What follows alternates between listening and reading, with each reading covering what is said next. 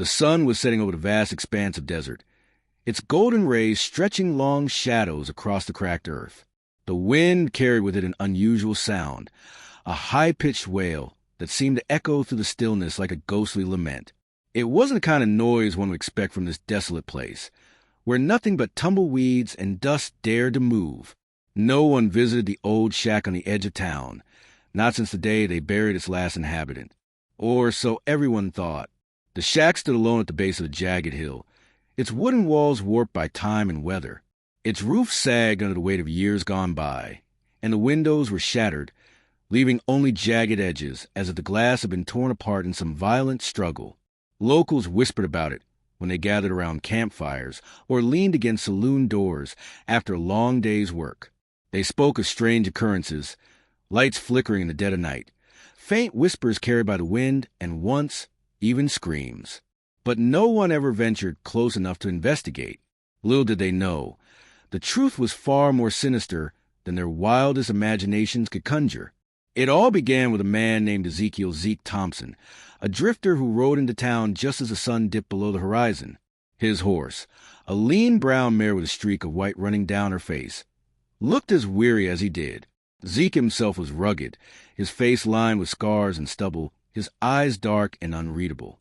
He wore a battered hat pulled low over his forehead, and his boots creaked softly as he dismounted near the water trough outside the general store. "Evening, stranger," called out Old Man Jenkins, wiping his hands on a rag as he stepped onto porch. Jenkins ran the store and knew every soul within 50 miles, but not this one. "Evening," Zeke replied gruffly, tipping his hat slightly before turning his attention back to his horse. He filled a bucket with water and let her drink deeply, his gaze scanning the dusty streets lined with dilapidated buildings. There weren't many people about. Most had already retreated indoors for the evening. "You new around here?" Jenkins asked, squinting up at him. "Passing through," Zeke said without meeting his eye. Jenkins nodded knowingly. "Ain't much to see round these parts, unless you're looking for trouble." Zeke didn't respond, but something in his expression shifted ever so slightly. Trouble was exactly what he left behind, or tried to. Now, though, he found himself drawn to the very thing he sought to escape. It started with rumors he'd overheard at another watering hole weeks ago, whispers of gold hidden somewhere beyond the hills, guarded by cursed land and haunted spirits. Most dismissed it as nonsense, but Zeke had learned early on never to underestimate the power of legends. As night fell, the temperature dropped sharply, and the stars emerged one by one, scattered across the velvet black sky like diamonds spilled from a treasure chest. Zeke sat alone at a table in the corner of the saloon, nursing a whiskey while listening to the murmurs of conversation around him. Eventually, someone mentioned the old shack. "That place is bad luck," muttered a wiry cowboy nursing a shot glass. "Nothing good comes from going near it." Another man chimed in, his voice low and conspiratorial. "They say there's something buried out there. Something valuable. But anyone who gets too close, well, let's just say they don't come back." Zeke listened intently, his fingers tracing the rim of his glass. When the talk turned to other subjects, he excused himself and stepped outside. The air was cool and crisp, carried with it the faint scent of sagebrush and distant campfires. He lit a cigarette and stared out toward the silhouette of the shack against the fading light of the horizon. By morning, Zeke was gone from the saloon, his horse nowhere to be seen. Some assumed he continued on his journey, chasing whatever phantom led him westward. Others weren't so sure. By midday, a posse formed, not out of curiosity, but out of fear.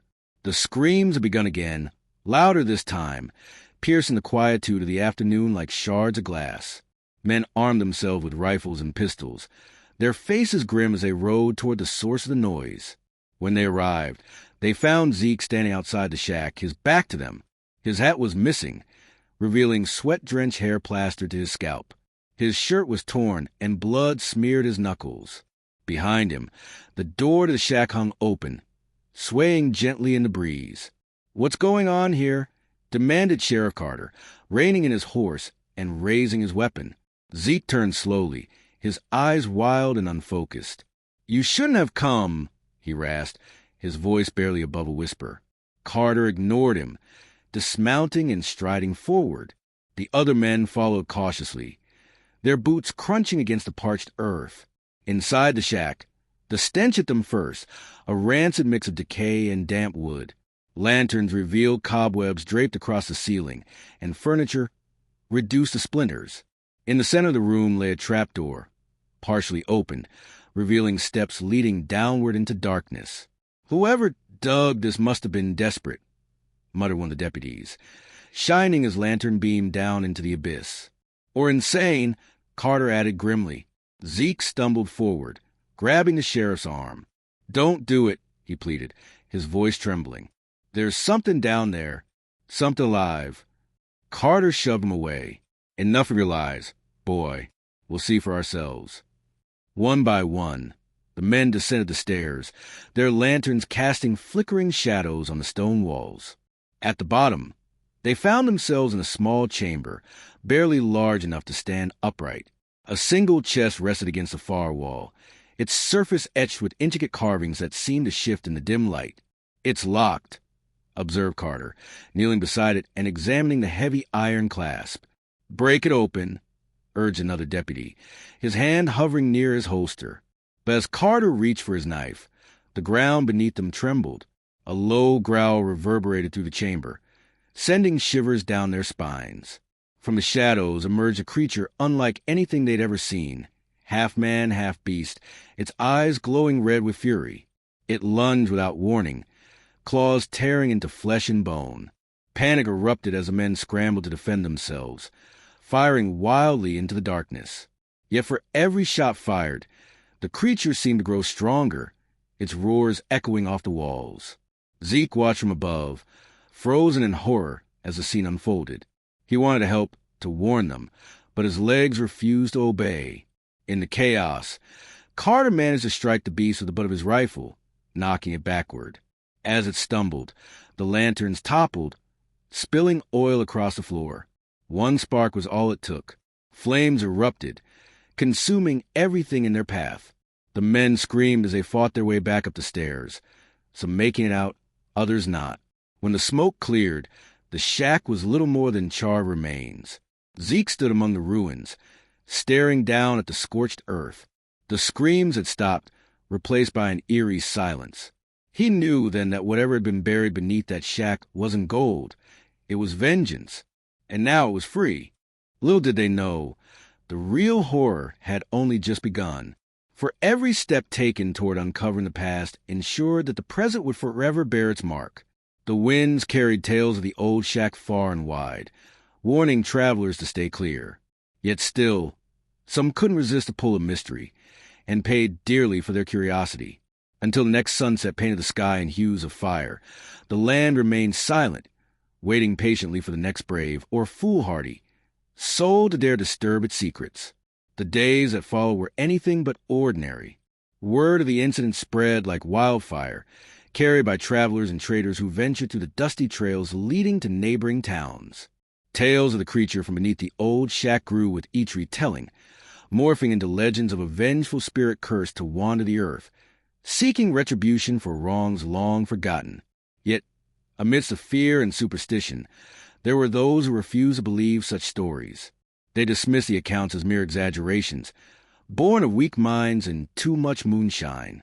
Among these skeptics was a young woman named Clara Hayes, the daughter of a prosperous rancher whose land bordered the desolate expanse where the old shack once stood. Clara was known for her sharp wit and even sharper tongue, often challenging the beliefs of those around her. She had heard the tales, of course. How could she not? But unlike others, she saw them not as warnings, but as opportunities.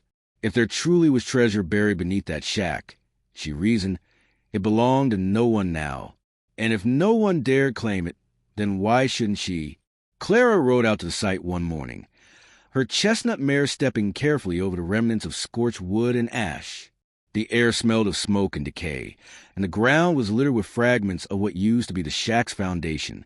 Despite the eerie atmosphere, Clara felt a thrill run through her, a mixture of excitement and defiance. She dismounted and tied her horse to a nearby tree, then began sifting through the debris with gloved hands. It didn't take long for her to uncover something unusual, a piece of metal, partially buried in the dirt. It was rusted and bent, but clearly part of a larger mechanism. Her heart raced as she brushed away more dirt, revealing a series of gears and levers encased in a box-like structure. Whatever this contraption was, it hadn't been made by ordinary means. Its design suggested precision and purpose, far beyond anything Clara had ever seen before. "Unbelievable," she murmured, running her fingers along the edges of the device. But before she could examine it further, the wind shifted, carrying with it a sound, a soft moan, almost human in nature. Clara froze, her breath catching in her throat. She glanced around, half expecting to see someone or something watching her. The moan came again, louder this time, accompanied by a faint glow emanating from deeper within the ruins. Summoning every ounce of courage she possessed, Clara approached the source of the light. What she found left her speechless. A small chamber hidden beneath the ashes, its entrance concealed by fallen beams and rubble. Inside, suspended in midair, was an orb pulsating with ethereal blue light. It seemed alive, radiating warmth and energy that filled the space with an almost tangible presence. "What are you?" Clara whispered, reaching out tentatively. As her fingers brushed against the surface of the orb, a surge of electricity coursed through her body, sending waves of images flooding her mind. She saw faces, men and women, their expressions twisted in anguish, and heard voices crying out in languages she couldn't understand. Then came visions of a great city, towering structures made of shimmering glass and metal, surrounded by vast plains of greenery.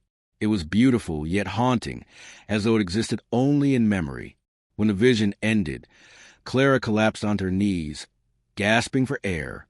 Her hands trembled as she stared at the orb, now dimmed to a faint glow. For a moment, she considered taking it, believing it might hold answers to questions she hadn't yet asked. But something inside her warned against it.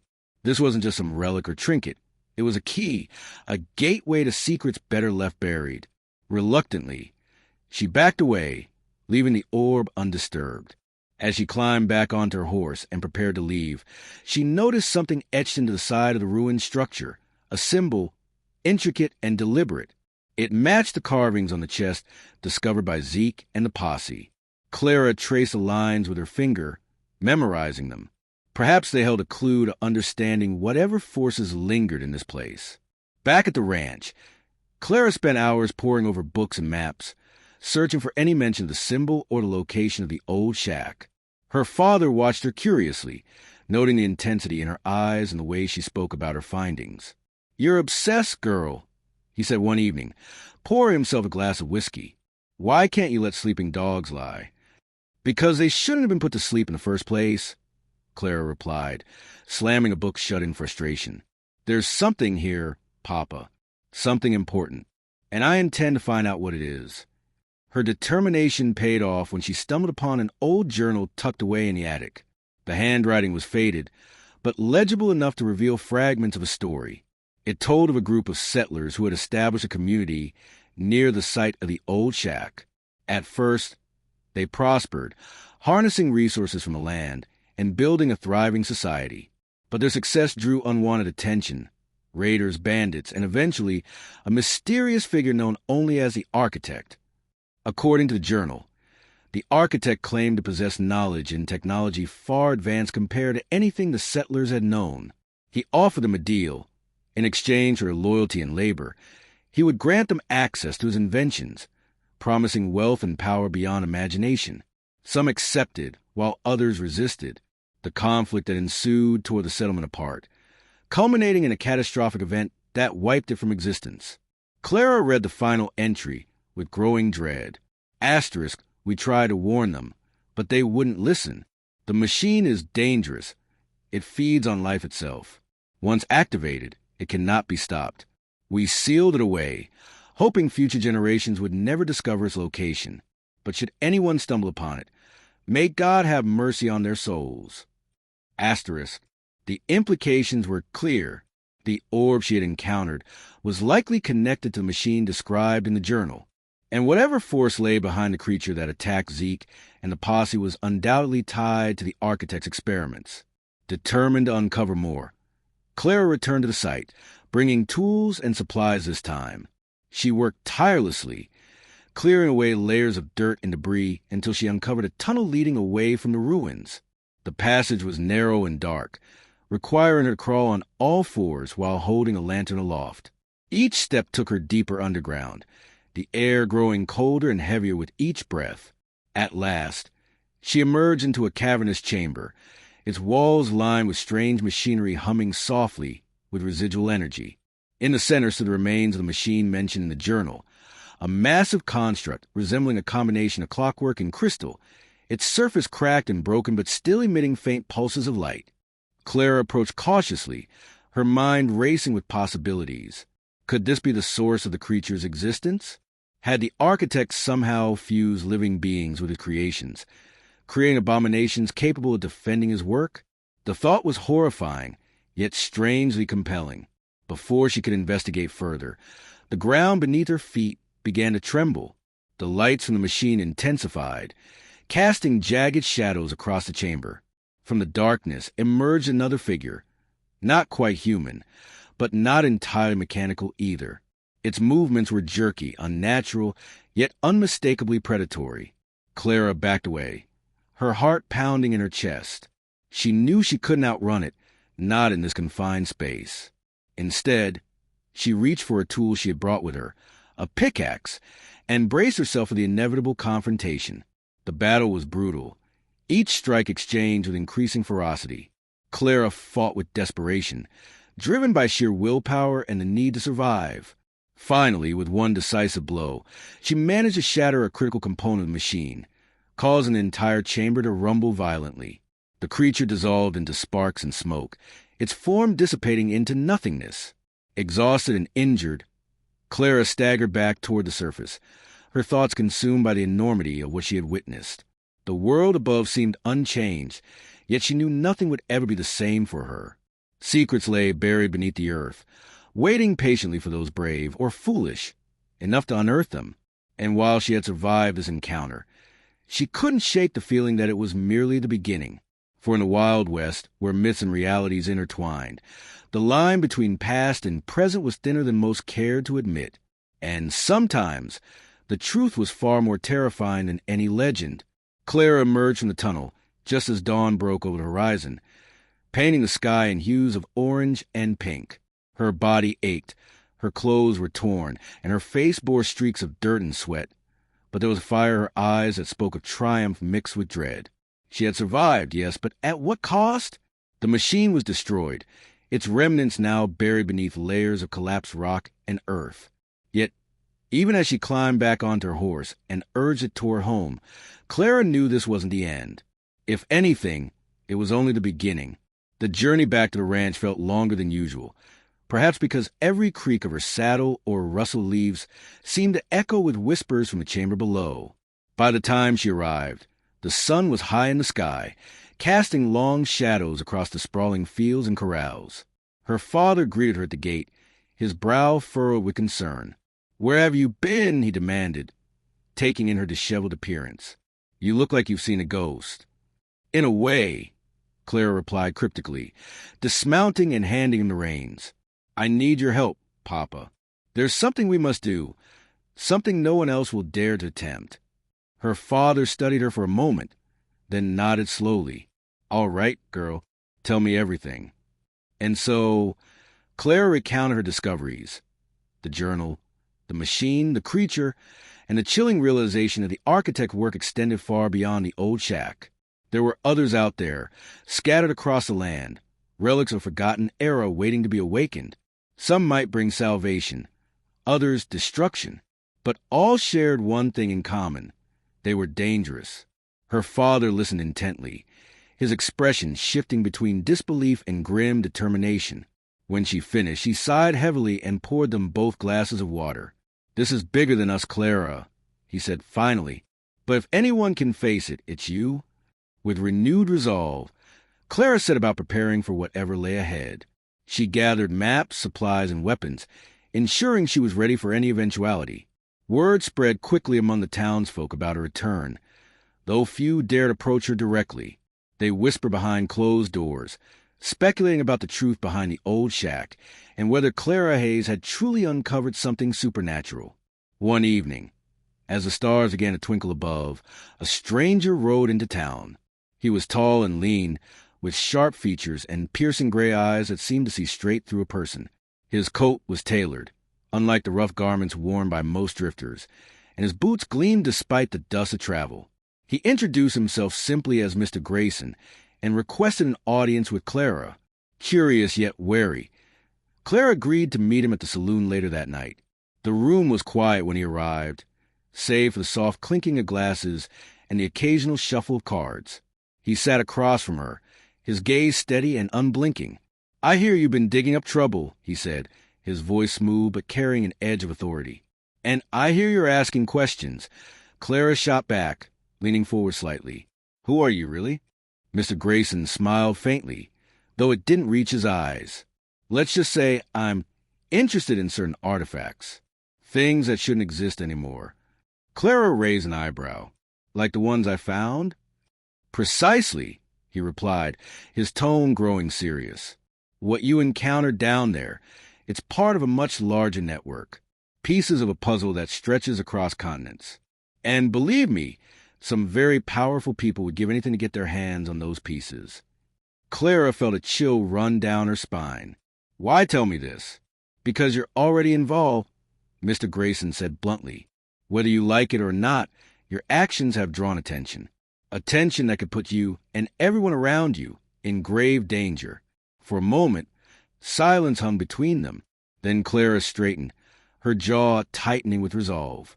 "If that's true, then I'll deal with it. But I won't let anyone control me or my choices."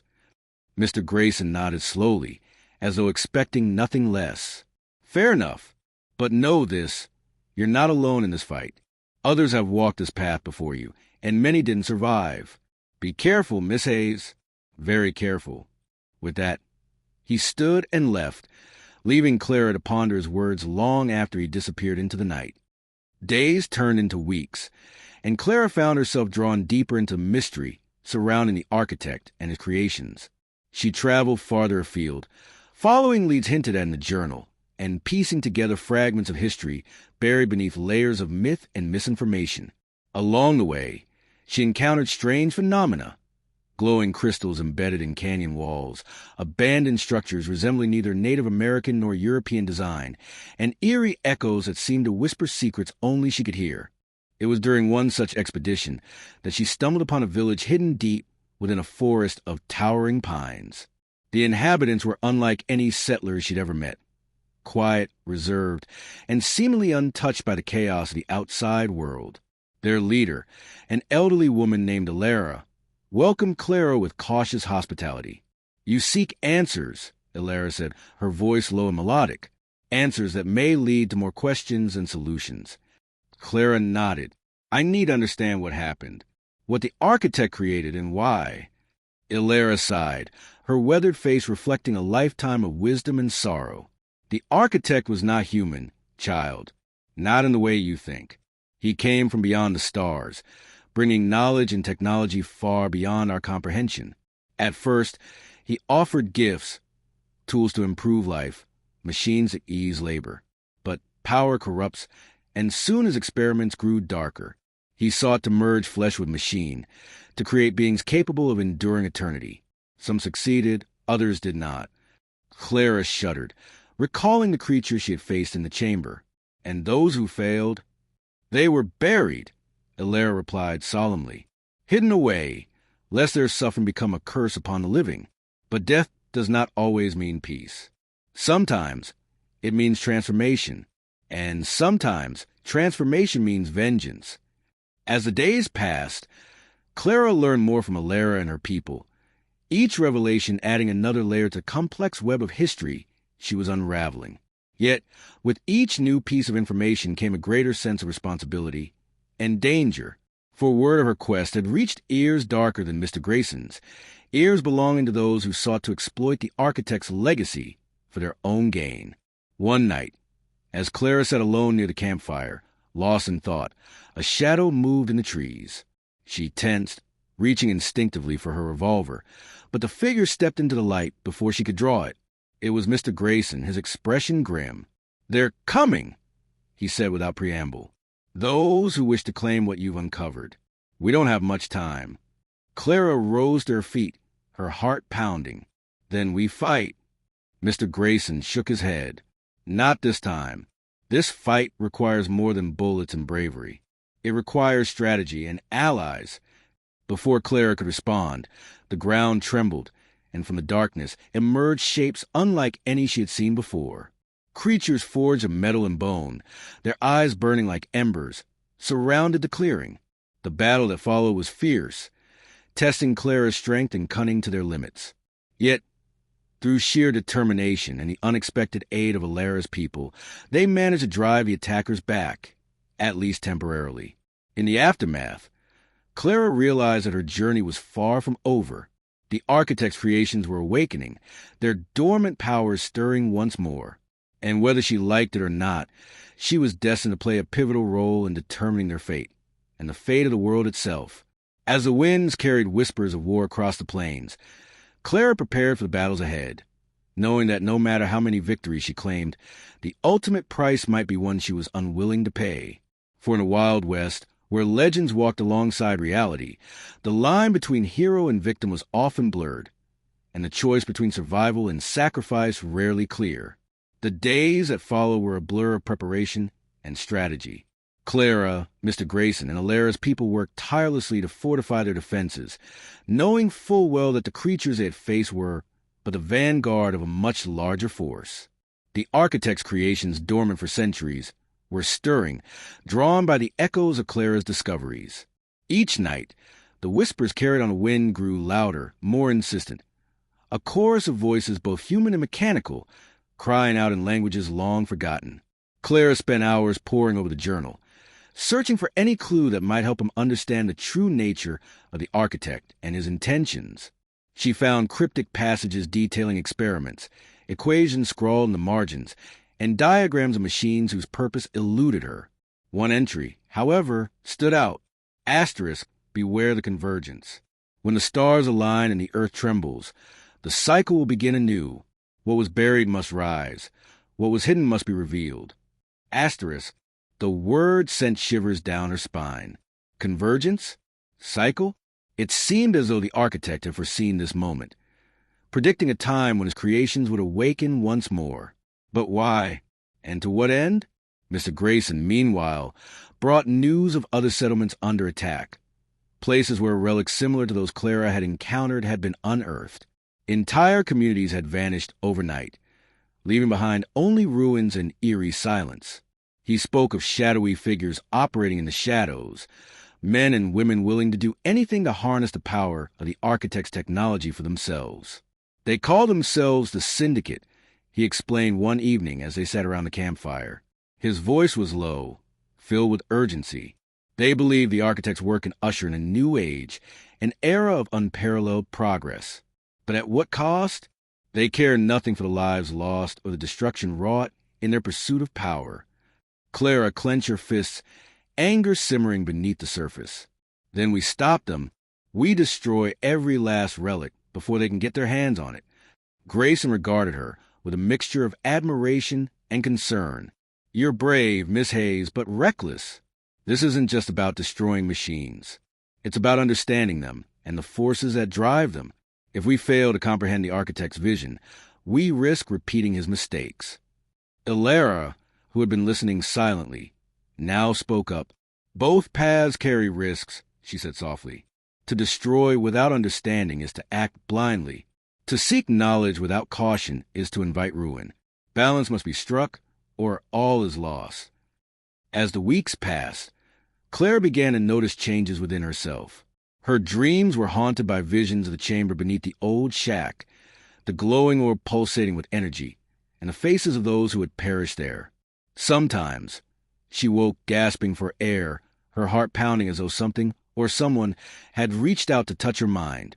One morning, after another restless night, she confided in Alara. It feels like I'm being watched, she admitted, her voice barely above a whisper. Like there's something inside me, waiting to break free. Ilera placed a comforting hand on her shoulder. The architect's creations are not merely objects of metal and crystal. They resonate with the essence of those who interact with them. You have touched something ancient, something powerful. Its influence lingers whether you wish it or not. Clara shook her head, trying to shake off the unease. I didn't ask for this. I just wanted answers. And yet, Ilera replied gently, you may find that the answers lead to questions far greater than you ever imagined. Their first major confrontation with the Syndicate came sooner than expected. A group of heavily armed riders appeared on the horizon one afternoon, their approach heralded by clouds of dust kicked up by galloping horses. At their head rode a man clad in black leather, his face obscured by a wide-brimmed hat. His eyes gleamed coldly as he surveyed the village. You've been meddling in matters beyond your comprehension, he called out, his voice carrying across the clearing. Hand over whatever you've taken from the ruins, and no harm will come to you. Clara stepped forward, her revolver drawn. We don't negotiate with thieves and murderers, she retorted sharply. The man sneered. Suit yourself. With a wave of his hand, his men dismounted and advanced, rifles at the ready. What followed was a fierce battle, fought not just with bullets, but with wits and determination. Clara moved swiftly, dodging shots and returning fire with deadly accuracy. Beside her, Mr. Grayson wielded a strange weapon unlike anything she had seen before, a sleek, compact device that emitted bursts of energy capable of disabling even the most advanced machinery. Ilera and her people used their knowledge of the forest to their advantage, drawing the attackers into traps and ambushes that turned the tide of the fight. Despite their efforts, casualties mounted. Several of Ilera's villagers fell, their bodies torn apart by blasts of energy or crushed beneath the weight of mechanical constructs unleashed by the Syndicate. Clara felt each loss keenly, her grief fueling her rage as she pressed the attack. Finally, with the sun dipping below the horizon, the remaining members of the Syndicate retreated, leaving behind a trail of destruction and unanswered questions. As Clara attended to the wounded and mourned the fallen, she couldn't shake the feeling that this was merely the beginning. In the days that followed, Clara and her allies regrouped, reinforcing their defenses and expanding their search for other relics. They traveled to remote locations, following leads hinted at in the journal, and piecing together fragments of the architect's grand design. Along the way, Clara encountered wonders and horrors alike. Crystalline spires that hummed with energy, abandoned cities carved into mountainsides, and creatures born of both flesh and machine, their forms twisted and grotesque. Yet, through it all, one question continued to haunt her. Who, or what, was the architect? Was he truly an alien being, as Ilera suggested, or something else entirely? And if he had created such marvels, why had he abandoned them, leaving behind only ruins and remnants? The answer came unexpectedly, during a visit to a cavern deep beneath the earth. There, etched into the walls, were symbols identical to those Clara had seen in the journal and on the devices she had uncovered. Translating them proved difficult, requiring the combined efforts of Ilera and Mr. Grayson, whose knowledge of ancient languages proved invaluable. When at last they deciphered the inscription, Clara felt her breath catch in her throat. It read, Asterisk, I am the architect. My name is unknown, my origin uncertain. I came seeking knowledge, but found only fear. My creations were meant to bring peace, yet they brought war. Now, I seal away my works, hoping future generations will learn from my failures rather than repeat them. Asterisk, tears welled in Clara's eyes as the truth sank in. The architect was not a villain or a savior, but flawed individual driven by ambition and idealism. Like so many before him, he had sought to change the world. But in doing so, he had set into motion events that would haunt humanity for generations. As the months wore on, Clara's journey took her farther afield, testing her resolve and pushing her to her limits. She faced challenges that tested her courage, intellect, and morality, each trial bringing her closer to understanding the complexities of the architect's legacy. Yet, despite her growing knowledge, one truth remained clear. The world was changing, and Clara Hayes was destined to play a pivotal role in shaping its future. And so, as the winds carried whispers of war across the plains, Clara prepared for the battles ahead. knowing that no matter how many victories she claimed, the ultimate price might be one she was unwilling to pay. For in the Wild West, where legends walked alongside reality, the line between hero and victim was often blurred, and the choice between survival and sacrifice rarely clear.